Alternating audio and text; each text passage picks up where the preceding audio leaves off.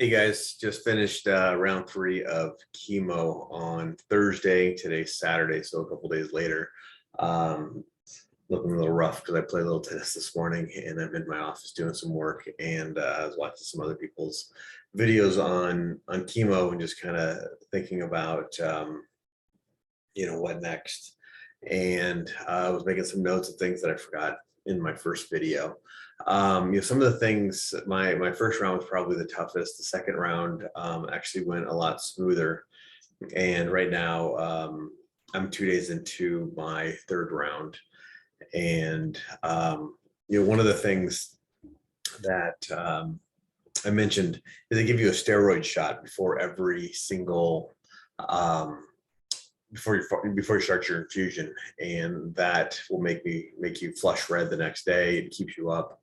One of the things I did this time is I did load up on some Xanax and some gummies and some other sleep aids to help me sleep, so that way I was able to actually fall asleep at a decent time and actually wake up feeling not too bad. But I've been doing B12 shots as well on a weekly basis, and that gives me a lot more energy as well as trying to stay active.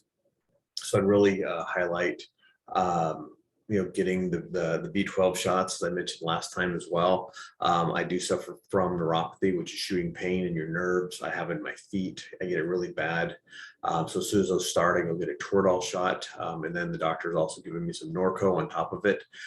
So if I have some problems sleeping, as I mentioned in the last video, on a pain level of anywhere from 0 to 10, 10 being the worst. The neuropathy on the first part was somewhere around an 8 or a 9. As soon as I got the Toradol shot, it was simmered down to probably a 4 or 5. And with the Norco, it brought it down to probably a 1 or 2, very manageable. So that is something I'd highly recommend if you have any neuropathy coming through. You can talk to a gynecologist or urgent care, should be able to give you some, but call around and find out beforehand in case that's one of your side effects. Get some sleeping pills. I have a rough time sleeping the first week after the chemo. I also got chemo rash throughout my neck, which I had to get some special cream. And I think, as I mentioned, just the sensitivity to sunlight, so extra suntan lotion all over any exposed parts of your body that could be exposed. So even around here on your neck, up here on your arms. But just remember, I mean, this is a good fight. Adversity only makes you stronger. There's adversity makes you stronger. Anytime you have to overcome something, you will get stronger and you will get better. I'm going to lose my nipple after surgery. I'm just trying to stay positive every single day. The last round wasn't an easy round. I mentioned last time what they do is they start you off slow. The drip is slow with the chemo and the other meds to see how your body's going to handle it. Each time they speed it up. So my first session was about 6.5 hours, and it moved down to 4. And then I think it was about 3.5 last time. And it roughed my body up a little bit, gave me an upset stomach, where I took the nausea pill, and that helped. I went out this morning, and as I said, I played tennis. Still didn't feel great out there, but it feels good to get around.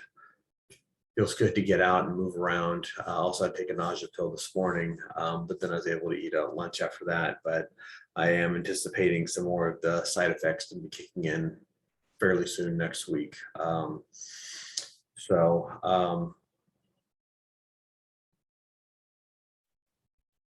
also had the other thing that I know I talked about before, but I want to push, is that you need to push for you got to be your own health advocate.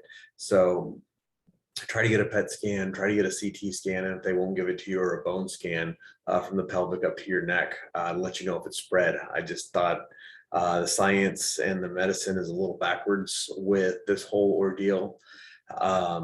They came in, they found out that I had breast cancer. I said, do we know if it's spread? They said, it doesn't matter, that they're doing the same treatment. And for me, I thought that they're not going to check. That means that when I go to have surgery, they're going to pull out one of my lymph nodes, and then they're going to find out if it's spread by looking at my lymph node, and then we're going to have to make another decision if something had spread. And that was not an option for me. So I kept pushing for insurance and kept pushing my doctor to get me those tests, because I figured I want to know what we're dealing with now. If we have any problems or spread anywhere else in my body, I wanted to know sooner than later and deal with it now, or figure out what the game plan was. I mentioned before, I'd like to have a game plan to go in.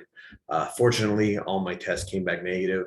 So really at this point, I'm dealing with the chemo, the cancer, and the surgery.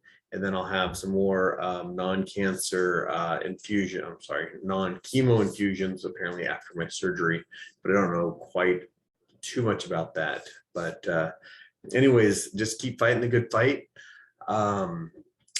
Take care of yourself, do things that you enjoy, be close to your loved ones, and fight on.